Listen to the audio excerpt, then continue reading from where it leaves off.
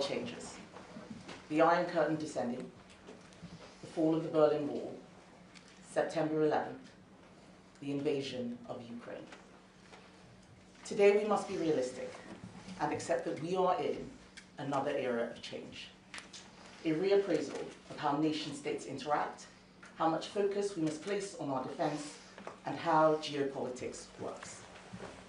At the very least, the Pax Americana of over half a century is evolving, potentially works. At the very least, the Pax Americana of over half a century is evolving, potentially even ending. We may be witnessing a more fundamental reset, perhaps a return to the world of the strong and the weak, and in such a world, we must not be weak. Our foreign policy should support our national interest. We should review those alliances, methods, and approaches which served us well for 3 generations. Where they work, we should keep them, and where they do not, they should go. The United Kingdom must accept reality. No one owes us a living. No process is an end in itself. We can no longer hide behind vapid statements that were, at best, ambitious 20 years ago and are now today outright irrelevant. It is time to speak the truth. The world has changed and the UK is not ready. So we must change too. The first thing we must define is our national interest. We need a first principles approach that really recognizes that a nation's primary purpose is to defend its borders, its values, and its people. And as important as other objectives may be, the blunt reality is that everything else must be secondary. National interest means a strong military and a strong economy. A recognition that if our supply chains are overly exposed to those who do not share our values, our country is at risk. That relying upon goodwill is a fool's errand. That genuine long-term prosperity is built from real competitive advantage, not vague aspirations. That peace is obtained through strength. That others, even friends, will ultimately put themselves first. And before the inevitable pearl clutching of those who wish it was still 1995, none of this is a selfish objective. We have lived off the inheritance of Thatcher, Reagan, and Gorbachev for far too long. The world has changed, and we now must be realistic. You simply cannot help others if you cannot help yourself. Strengthening Britain must be the principal objective at the heart of everything we do. That means not elevating internationalism or progressivism above our own national interest. When David Lammy talks about progressive realism, he is not serious. Progressive realism is a contradiction. It means not championing ever more expansive approaches to international law at the expense of British interests. It means recognizing that sovereignty matters, our sovereignty above all. Secondly, we must stop being naive about international affairs. Where partnerships or supranational institutions work for us and deliver in our national interest, we will support them. As a trading nation, we need to protect the rules that underpin global commerce. We should always prioritize closer trading relationships with open economies.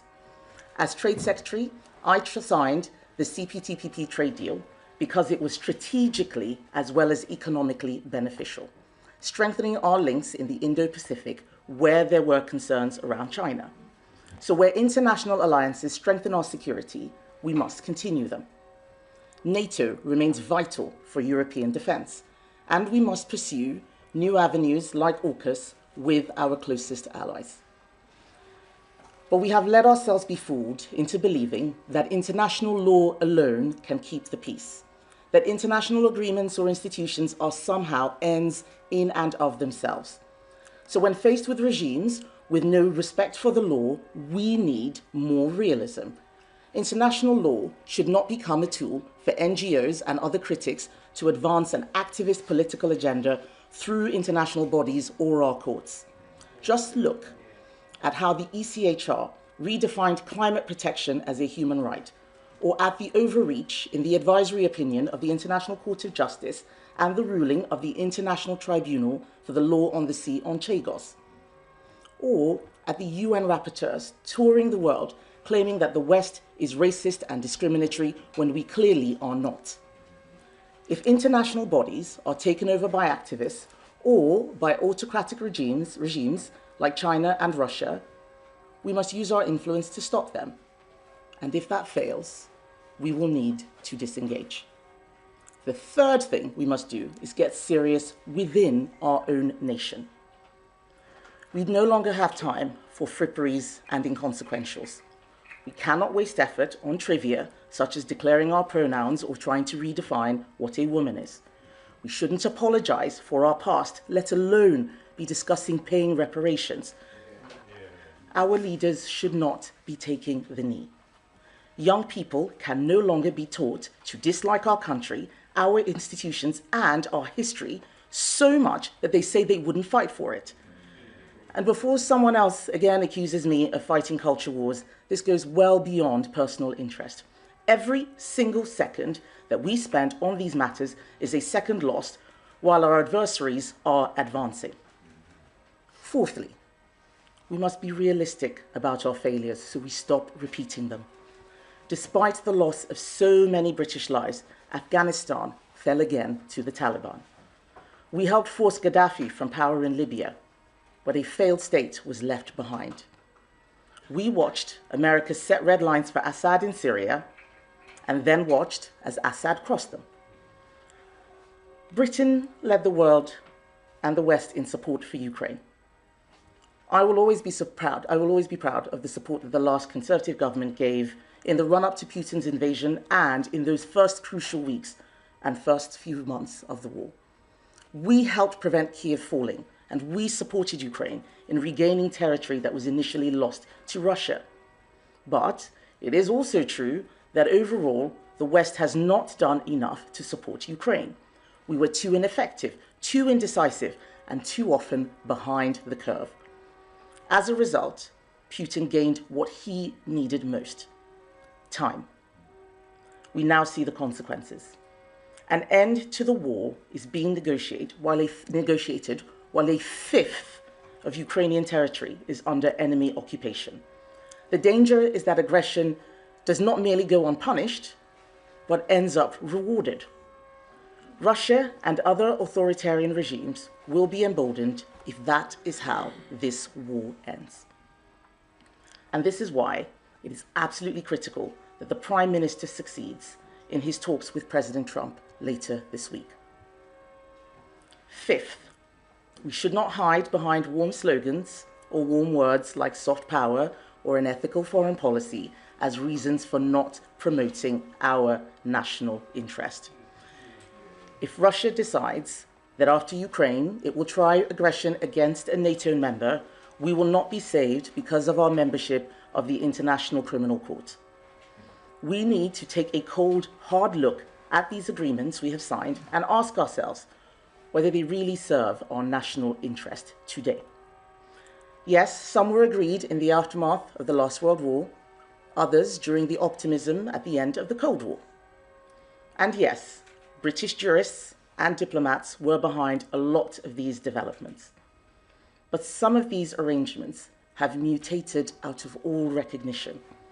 Over the last 20 years, the ECHR rulings morphed so fundamentally that they now limit our ability to control our borders or even fight in wars.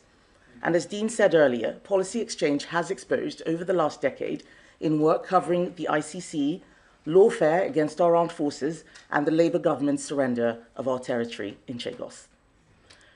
We cannot win a war against an opponent willing to break all the rules while we insist on playing by the most gentle of Queensberry rules. And this takes me to my sixth and final point. We must rebuild, and rebuild quickly. We need to increase defence expenditure significantly. But this is about more than committing to spend a particular percentage of our GDP. Of course, spend does matter, and 2.5% by 2030 was our funded commitment in the last government, but it was a down payment on more. Keir Starmer cancelled our plan and set us back. 2.5% by 2030 is now no longer sufficient. We must rebuild and go further and faster. Rebuilding will be achieved by having a plan to rearm based on an efficient, focused military, equipped with and trained to use the new kinds of weapons we have seen deployed to devastating effect in Ukraine. We also need to be honest enough to admit that military procurement still needs a fundamental redesign to be faster, more responsive, and deliver better value for taxpayers. The message should be simple. We must do what it takes to protect Britain. That means not just our independent nuclear deterrent, but also the ability to protect critical national infrastructure at home and under the sea. It means having the capability required to contribute meaningfully to NATO-led deterrence in Europe. Alongside this, we need to make sure that we have the infrastructure to keep Britain strong. We cannot put virtue signalling ahead of a realistic assessment of our national interest. That means prioritizing our energy security, building our domestic R&D capabilities in key technologies of the future, such as uncrewed vehicles, while learning the lessons of Ukraine that our conventional ground strength still matters. It means defending industries vital to our resilience, including arms manufacturing. So we should not be suspending arms licenses to our allies on spurious political grounds. This sends the worst possible signal to countries thinking of buying from our domestic defense industry. And if we approach this challenge of rebuilding as a zero-sum game, as a simple choice between defense spending and public services to back it, there will be painful decisions for the government. There would have been for any government. But any country that spends more on debt interest than it does on defense, as the UK does today, is destined for weakness. I will back the Prime Minister in taking those difficult decisions to increase people. He should consider whether some of the 0.5% currently spent on development aid should be repurposed, at least in the short term, towards defense and security. And he should also look at making welfare savings to fund increased defense expenditure. But one decision shouldn't be difficult. He should scrap his disastrous plan to surrender the Chagos Islands and have British taxpayers pay for the privilege. A key difference between the Prime Minister and I is that I know we need a strong economy so we can pay for defense. We need a serious plan to get the British economy growing again. All of this is connected. We cannot rebuild or rearm while we're hounding farmers and businesses. We need to restore business confidence. We need to reduce the red tape and taxation. We need to remove the disincentives to work from our welfare system. The world has changed, and that familiar geopolitical architecture which we all grew up under is under threat. It's under threat from a new axis of authoritarian powers. It's Russia, China, Iran, and others. And if we fail to respond in the way that I have described, we will face a bitter reckoning sooner or later. 20 years ago, Irving Kristol talked of a conservative being a liberal who was mugged by reality. And on foreign policy, that is exactly what I have been, a conservative. Not a liberal, not a cosmopolitan internationalist, not a neocon, but a conservative realist. I have spoken before about my core belief that Western values of liberalism, those Enlightenment values, need to be fought for. That real classical liberalism of free speech, free trade, free enterprise, and a smaller state that does some things well, like defense, not lots of things badly. These are the conservative values that I hold, that guide everything that I do.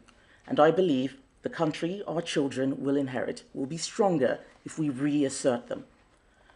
For nearly 2 centuries, since Britain emerged from the turmoil of the Napoleonic Wars, the Conservative Party has stood for strong defence.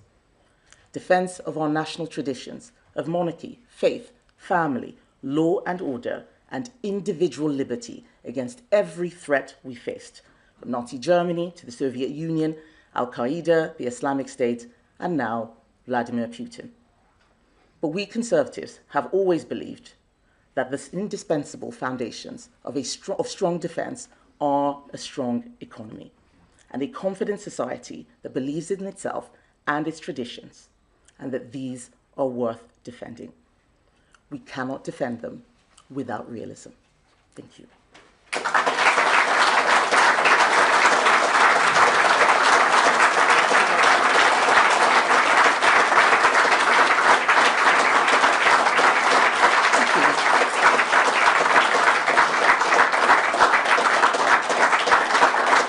Thank you, everybody.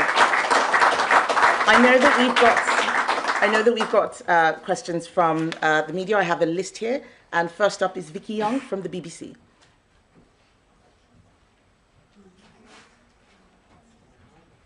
Got a loud voice. Right. Thank you. Vicky Young, BBC News. If it was you heading to Washington this week to see President Trump, would you be raising any concerns about some of the things he said about Ukraine, about President Zelensky, and also about the fact that last night America aligned with Russia at the UN? Would you be willing to say that to him face to face? Are you at all concerned that other leaders haven't been doing that? America is an ally, but I've been very clear that I disagree with President Trump when he said that President Zelensky was a dictator. Vladimir Putin is the dictator, and I wouldn't be afraid to say so. But I also would be saying things that he and I would agree with, which is that we need to spend more on defense. And a relationship, even with friends and allies, isn't about just telling people what they want to hear. It's about speaking the truth. But there's so many things that we can cooperate on with the US. I don't think I would be having any problems with those discussions. Thank you. Beth Rigby, Sky. Thank you. Thank you. Kemi Badenoch, you just talked about authoritarian regimes, talking about China, Iran and Russia. And it comes as the US pivots away from Europe, pivots away from the UK, votes at the Security Council with China and Russia. You just said that the US is an ally, but are you concerned that it is becoming a threat to UK interests? Should we pivot closer to Europe? And just on the ECHR and the International Criminal Court, what are you saying? Are you saying that you now think we should withdraw from these institutions? Thank you. So Beth, let me be clear. The US is not an authoritarian regime. It shares those same Western values that we share: free trade, free enterprise, free speech. But what we see it doing is acting in its national interests. It is being realistic, and we need to be so too. Now, that doesn't mean we're going to agree on everything. We disagree with them on that resolution, for example. But that is why I want the Prime Minister to be successful in his talks and find out what the thinking was behind that. And when it comes to the ECHR, I have always been very clear that the ECHR should not stop us from doing what is right for the people of this country and what is right in our national interest. And if it continues to do so, at some point we will probably have to leave. What I have not agreed with is deciding that we should leave without having a plan for what that looks like and how to do so in a way that makes sense. We still believe in the rules-based order. We have to, because we are a trading nation. It's the point I made in my speech. I was Trade Secretary for a long time. Without rules, then things just don't work. But other countries are breaking the rules, and we need to get serious about that and not pretend that those things aren't happening. And that's really what I want us to focus on. Chris Hope, GB News. Chris Hope, GB News. Kemi Badenoch, two quick questions. On Beth's question there, yes or no, will you start work now then on planning to withdraw from the ECHR, given you've given a big hint today you're keen on that idea? You say 2.5% of GDP is not sufficient anymore by 2030 on defence. What's your new target for defence spending? Thank you, Chris. So the last time I was on my show, I was on your show, you asked me that question. So I've already answered that question on live TV. But it's exactly what I said to Beth. We are going to be working on this. I said that I wasn't going to be setting out detailed policy. We are going to start with principles. This speech is about our principles. Realism, conservative realism, is what we're about. Do we need to leave the ECHR? Let's start doing the work to see what can be done. And that's why the policy commissions, which I'll be talking about subsequently, will look at that. Thank you. And on defence, it is not about picking, is it 2.4, 2.5%? We know that 2.5% by 2030 is now no longer enough.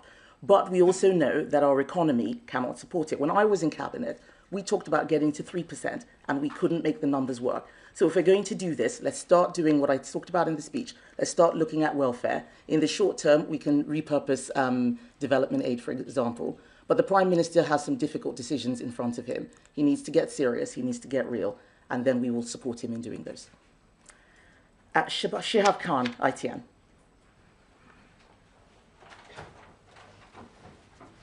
Shihab Khan from ITV News. You've not given us a number there for how much you think defence spending needs to go up by. Is there roughly a figure that you think would be acceptable, and how much do you think the country could afford given its current position? And when you were in government just now, you've mentioned that Cabinet wanted to get it to 3% of GDP but wasn't able to do so. You're now talking about cutting welfare. Why didn't you do that at the time to make sure we could get to 3%? Well, the world is changing. We can see what's happening with the invasion in Ukraine. But we did have a plan for welfare cuts. We did have a plan when we were going into the election. We lost the election. We are not in government now. We are in opposition. And what I'm standing here doing is explaining that the Conservative Party is under new leadership. We are reasserting the principles that we believe in so that people understand what we're about. We are now here to help keep the government, to hold the government to account, help them course correct where they're making the wrong decisions. That's my job, and that's what I'm doing. Martin Beckford, The Mail. Thanks, Martin Beckford from the Daily Mail. As a former business secretary, I was just wondering what you made of the prospect of Britain being hit by reciprocal tariffs by President Trump. Is there any way we can avoid that, and what effect do you think it will have? The best way that we can avoid tariffs is by signing a US-UK free trade agreement. And the last time President Trump was in power, when we had Prime Minister Boris Johnson, we were negotiating that. I saw the work that had been done. And President Biden scrapped that. What Keir Starmer needs to do now is to pick up where we left off and conclude that UK-US free trade agreement. But at the end of the day, tariffs are part of the WTO toolkit. As Trade Secretary, I saw when and how people can use them. Sometimes it's important to stop anti-dumping, for example. When other countries are breaking the rules, tariffs are a way for us to try and protect our economy and our industry. But overall, we should be looking at free trade. Thank you. Camilla Tominey, Telegraph.